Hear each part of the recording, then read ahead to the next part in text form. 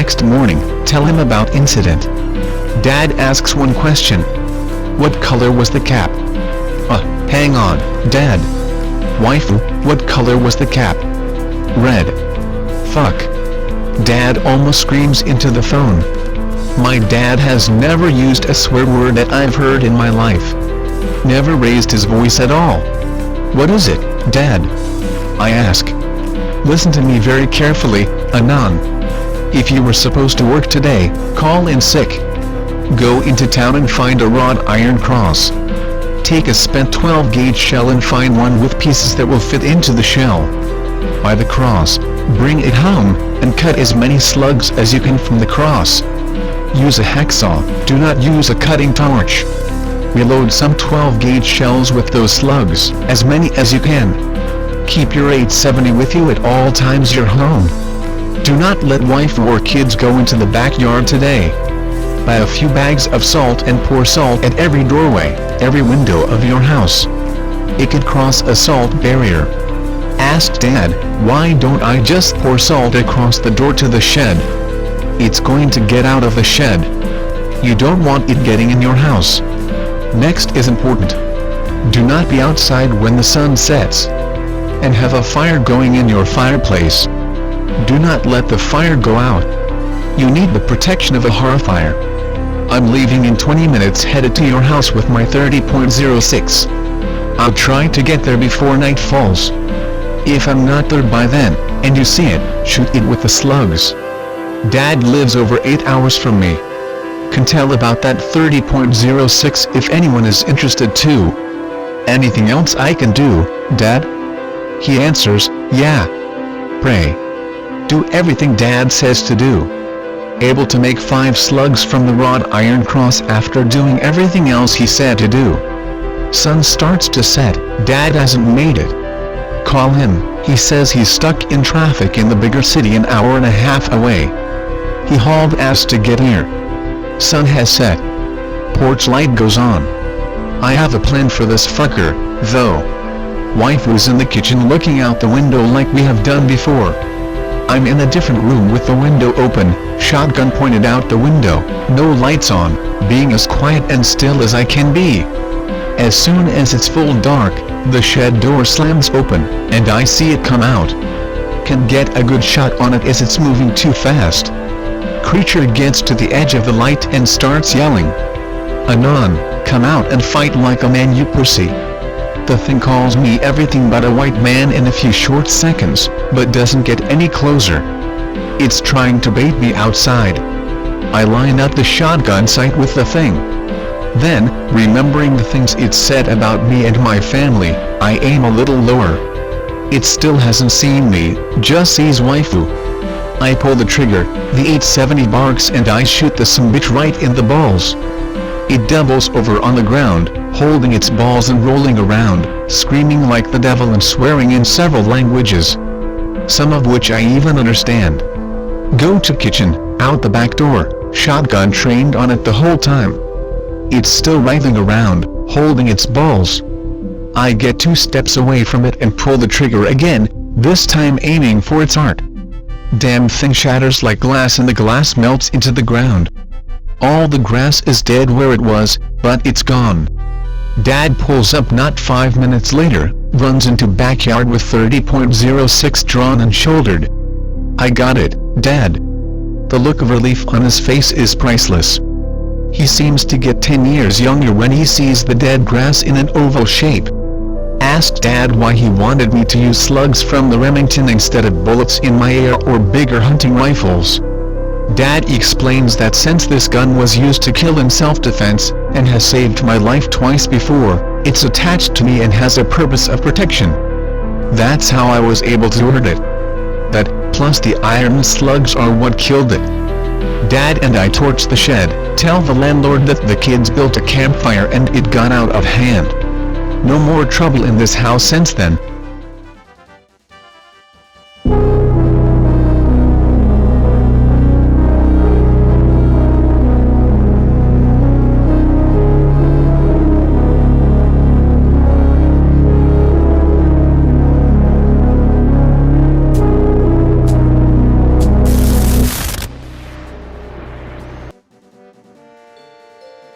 Hey/X/let me tell you a story.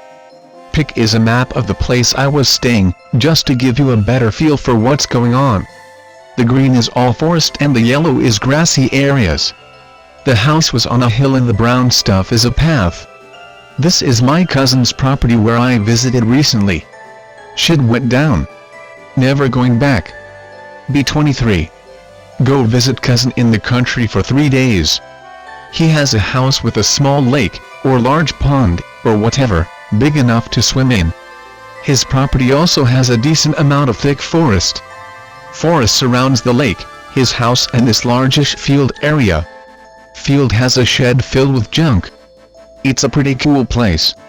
I used to go as a young kid. Basically spent every summer there of my life up until I was 12. Suddenly stopped going, and whenever I told my mom I wanted to go back she just said no. Gave no reason, just no. Eventually gave up and move on. But a few weeks ago I got a call from my cousin. Hey, I haven't seen you in forever, come visit sometime. Why not? I want, but he says he's inviting some friends over too. His parents are on a cruise in the Caribbean apparently and he's house sitting. He's older than me, 25 or 26 I think. So go visit with buddies of mine, Mark and Aiden. Meet cousin, Luke, and his 5 friends, Chris, Mary, Henry, Jesse, Girl, and Jasper. More than 8 of us in total. Me and my buddies arrive around 1 and unpack our stuff. Greeted with weed and beer. Cool, all my cousin's friends seem like chill people. Eventually settle in. Head out to the lake to swim until it's about 3 or 4. While I'm swimming I have this bad feeling, as if I'm being watched. Wave it off, enjoy girls in bikinis and the booze. Cousin has a water trampoline for the lake. Also a paddle boat. Dick around all afternoon until about 6. Cousin tells us it's time to wrap it up. Party pooper we all say. Cousin just waves it off, and even though we argue he makes us head up to the house. We eat some pasta for dinner and it's like 7 now. Beautiful summer night, I want to watch the sunset. Grab a 6-pack and head outside. Where are you going, Anon? My cousin asks. Oh, just outside, it's a nice night I say. Cousin looks nervous. I don't know about that, Anon, there's bears outside, they get pretty close to the house. Well, if that happens I'll just come inside, I tell him. Still looks worried. Lets me go. Chill outside for a little bit. Cousin comes outside after a while. Brings gun with him. Lo, what? What the fuck you need this for? I ask. Me being raised in the suburbs, I've never touched a gun before, let alone seen a real one. You know, just in case. Sit outside for a while, the sun is gone and it starts to get dark. Cousin insists we go inside. I give in. He locks the door behind us, but I notice there's a huge fucking deadbolt on the door. Like really big, unreasonably big. More than 3 other smaller locks on the door as well. Whatever, I guess they're just secure. Head upstairs and chill with everyone else. They're watching a movie and smoking some weed. Take a seat next to Mary, because she's hot, and I'm trying to get my dick wet. We chat it up, she's cool, and drunk, and high. Easy pickings, boys. She suggests we go somewhere quieter. Head over to a bedroom on the first floor. Start making out, get some over the pants hand job action. She's topless. She suddenly stops. What's wrong? I ask her. She says nothing and just stares behind me kinda like she's looking for something. Suddenly she screams. Loudest fucking scream I've ever heard. Runs out of the fucking room topless. I look behind me, nothing there. What the fuck, am I that repulsive? Grab her shirt and bra and follow her out. She's sitting in the middle of the living room in the fetal position. I give her the shirt and shit, she's putting it back on as everyone else runs downstairs. What's wrong, I ask. What's wrong? What the fuck was that screaming? Everyone else asks. She doesn't talk for a few minutes. People start saying I raped her. I'm like, nope, shut the fuck up. She finally speaks up. thanks bitch, now tell them I didn't rape you. Which she says clears my name, but also fucking ruins my vacation. While we were hooking up I told you it was consensual. I looked out the window and thought I saw something, but because the light was on I couldn't really see out the window all that well, she says. Makes sense. All of a sudden someone's face gets real close to the window, except their face was all wrong. What? Their eyes were all sunken in and their nose seemed really broken. Everyone is quiet as fuck listening to her.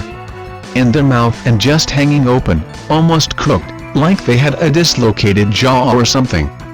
Everyone starts freaking out. OMG, there's creepers watching us, what the fuck?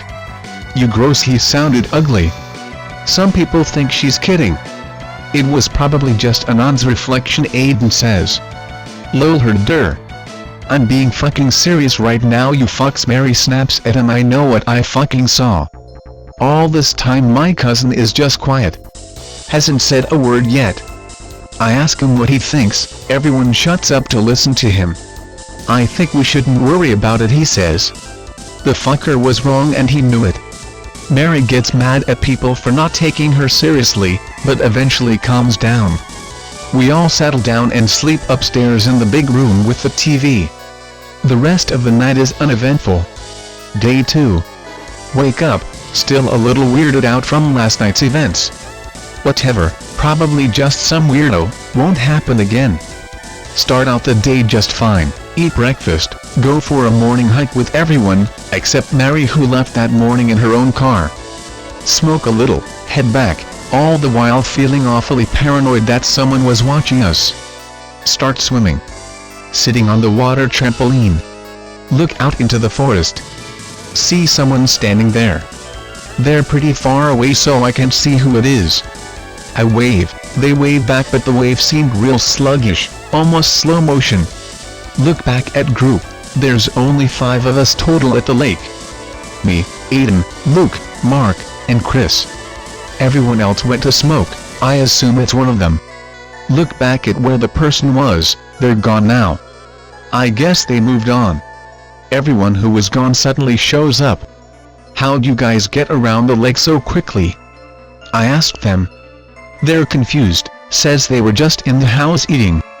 What? I waved at you though. Dude, what are you talking about? We've all been inside. Okay, what?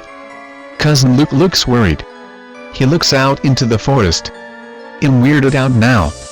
Level 5 nope alert right now. Something's up. I get off water tramp and ask my cousin what's up. Not right now, I'll tell you later. Okay, whatever. It's about 6 or 7 p.m. Meanwhile Chris, Henry and Jesse go out to the shed to get a shovel. Air pit tonight. Gone for a while.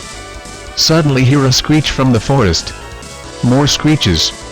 Luke tells us all to go the fuck inside now. We all nope our way to the house. What the fuck is going on? He says nothing at first. They aren't supposed to come out during the day, he says to himself. They're breaking the rules. What the fuck are you saying? Hear a banging at the door. It's Chris screaming at the top of his lungs. Open the fucking door, Jesus Christ, you cunts, open the door. Luke opens the door and Chris barges in. Henry and Jesse nowhere to be found. Where are Henry and Jesse? Luke asks. Fuck if I know, I got separated and these things fucking start chasing me. Luke goes around the house.